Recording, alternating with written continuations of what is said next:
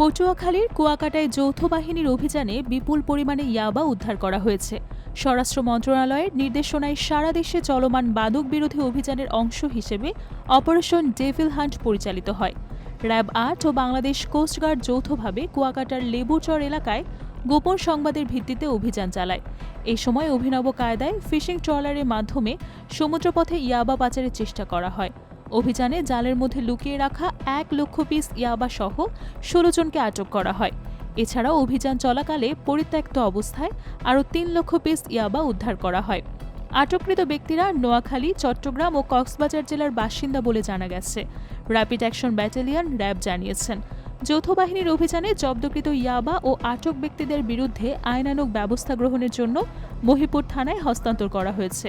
RAB জানিয়েছে, ভবিষ্যতে এ ধরনের মাদক বিরোধী অভিযান অব্যাহত থাকবে। বাংলাদেশ হবে মাদক ও সন্ত্রাস মুক্ত।